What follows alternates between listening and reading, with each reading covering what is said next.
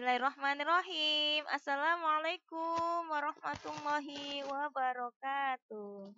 Semoga hari ini adalah hari yang menyenangkan dan kita dalam keadaan sehat-sehat tanpa kurang suatu apapun. Semangat pagi, semangat pagi. Dalam mata pelajaran produk kreatif dan kewirausahaan kali ini, kita mau melanjutkan materi pekan kemarin. Ya, bab 1 tentang perencanaan produksi massal dan masih dalam pembahasan kompetensi dasar 3.10 menganalisis perencanaan produksi massal dan 4.10 membuat perencanaan produksi massal. Pekan kemarin kita membahas hubungan antara perencanaan dan kontrol produksi. Yang belum menyimak silakan lihat video sebelumnya, yaitu dalam bagian 1. Lihat ya.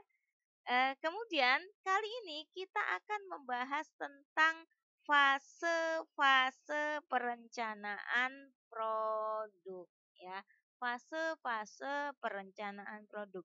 Sebelum kita membahas tentang fase-fase perencanaan produk, kita kenalan dahulu dengan perencanaan produk. Apa sih perencanaan produk itu ya? Perencanaan produk itu adalah suatu proses penciptaan ide.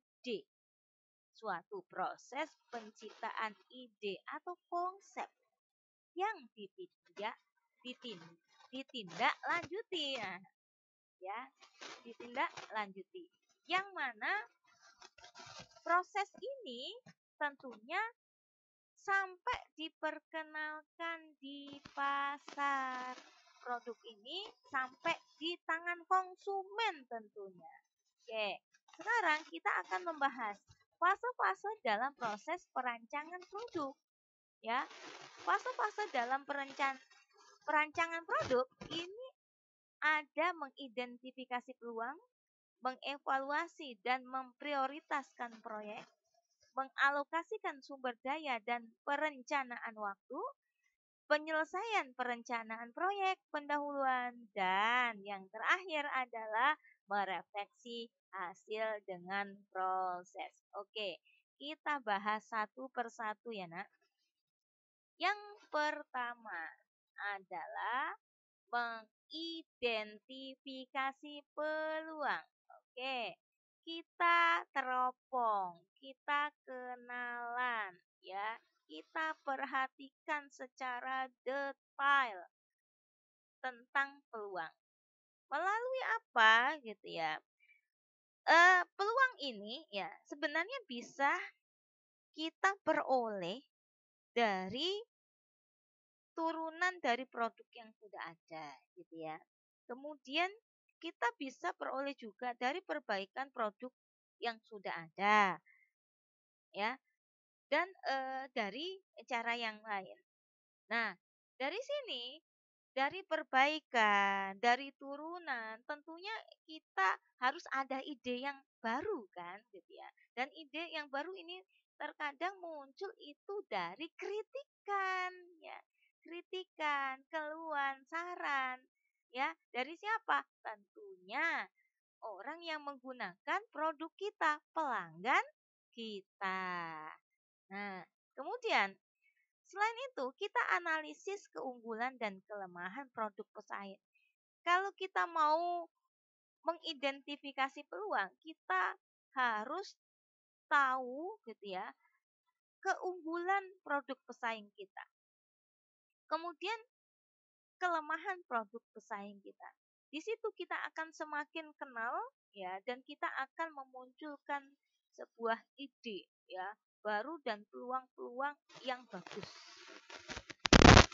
Dan dalam usulan pelanggan, keluhan pelanggan, saran pelanggan ini kan dikumpulkan secara otomatis, dan ini adalah kecenderungan dalam gaya hidup, demografi dan teknologi yang eh, sesuai dengan pelanggan tersebut.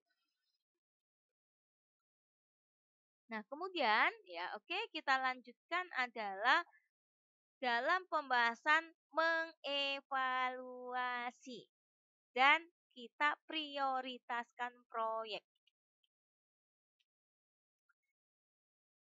Dalam mengevaluasi dan memprioritaskan proyek ada beberapa yang perlu kita perhatikan. Yang pertama itu adalah strategi bersaing. Oke, kita bahas strategi bersaing. Ternyata bersaing itu butuh strategi tentu gitu ya.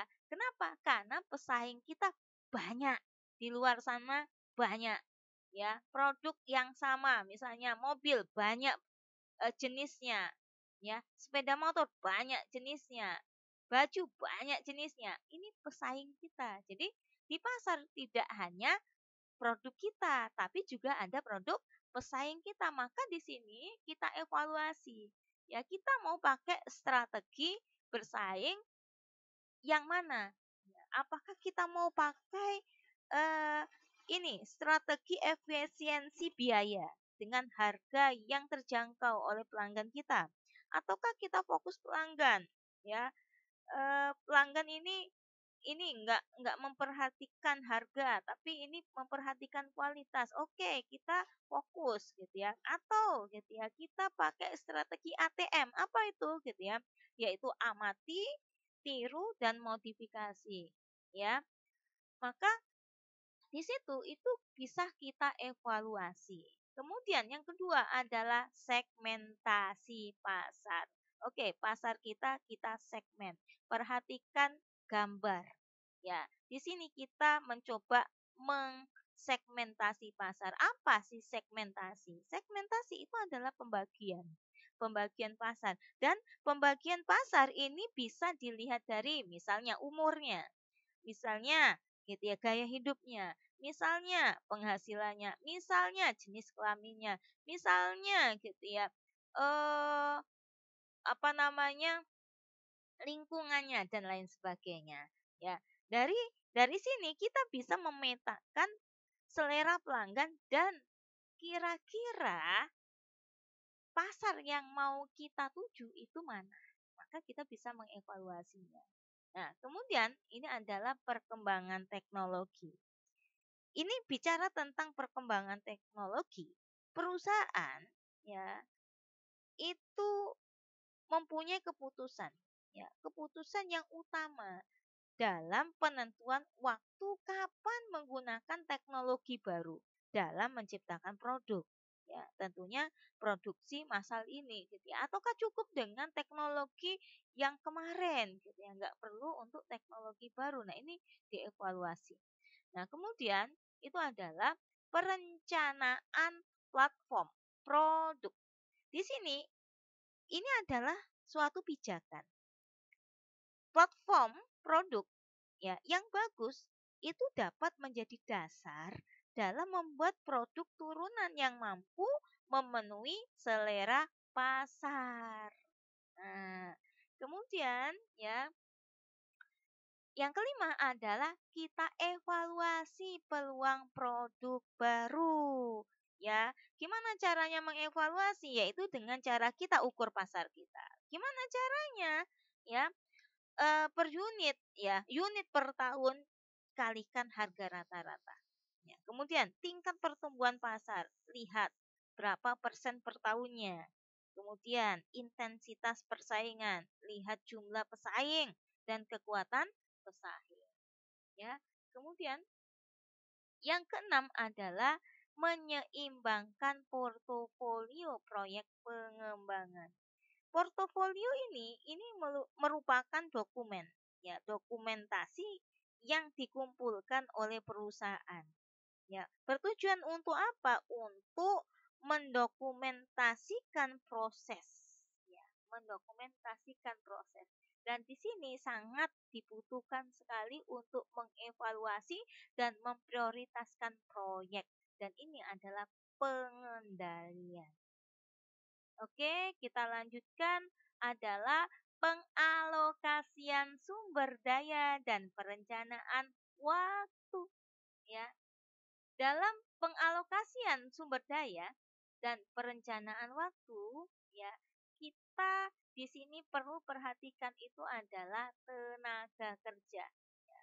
Kemudian modal, kemudian bahan baku. Tenaga kerja yang perlu kita kelola itu adalah cukup nggak tenaga kerja kita, atau capable nggak, atau mampu nggak, ya, untuk membuat produk baru ini. Kemudian kita tempatkan di mana mereka, ya. Itu yang kita kelola. Kemudian modal. Modal ini cukup nggak? Ya, atau modalnya terlalu besar? Ya, ini diperhatikan. Kemudian bahannya. Bahannya ini ada nggak? Ini bahan tergantung produk yang dibuat. Apakah sepeda motor, ataukah mobil, ataukah baju, ataukah makanan gitu ya. Ini tergantung gitu ya. Maka ini disesuaikan. Dan ini bahan-bahan ini kira-kira gampang nggak untuk didapat? Dan murahkah gitu ya. Itu yang perlu dipikirkan dan dialokasikan sumber dayanya. Dan kemudian ini perencanaan waktu. Apa yang perlu diperhatikan ini adalah penentuan waktu proyek. Apa itu? Gitu ya. Yaitu kita bicara tentang kapan produk mau launching. Ya, produk kapan mau launching? Tentunya ketika produk itu mau launching, yang perlu kita perhatikan adalah pasar kita. Siap enggak? Misalnya wabah sekarang gitu ya. Sekarang wabah, ya, ekonomi pada turun-turunnya. Kita mau launching produk, maka kita lihat dulu gitu ya. Waktunya tepat enggak? Nanti konsumen ini sanggup nggak membelinya? Nah, ini yang perlu dibicarakan dalam perencanaan waktu. Kemudian ya, selanjutnya adalah penyelesaian perencanaan proyek pendahuluan. Di dalam penyelesaian ya, perencanaan proyek pendahuluan, ini adalah tahap yang dilakukan setelah suatu proyek disetujui tentunya, ya. Tapi belum mau menuju penggunaan sumber daya yang kita alokasikan tadi, belum gitu ya. Dan tentunya di sini yang dilibatkan adalah tim inti. Silakan dilihat tuh diskusi mereka gitu ya. Apa yang mereka diskusikan ya, yaitu tentang visi dan misi produk yang mau dibuat, yang mau diproduksi. Apa visinya, apa misinya gitu ya. Oke, kita kasih contoh ya. Kita kasih contoh misalnya produk sepeda motor. Kita mau membuat produk sepeda motor yaitu yang ramah kepada para perempuan dan ibu-ibu ya. Itu visinya. Nah, maka ya, misinya itu adalah tentunya ibu-ibu itu eh, tidak suka dengan sepeda motor yang pakai operan atau bergigi. Maka ibu-ibu gitu ya, itu lebih suka yang otomatis. Ya, ini sangat cocok dengan Matic itu sendiri. Ya, ini misinya. Misi. Kemudian misi selanjutnya itu adalah ya ukuran, dari sisi ukuran sepeda motor. Tentunya ini lebih kecil yang sangat cocok, yang ramah dengan ibu-ibu. Dan ini lebih kecil dari sepeda motor bebek tentunya gitu. Nah, kemudian ada ruang ya kosong di antara kemudi.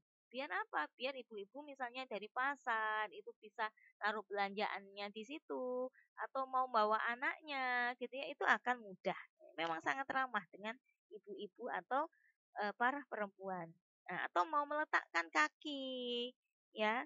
Nah, ini memang konsepnya, idenya ini visi misi produknya ini dibicarakan oleh tim inti tersebut.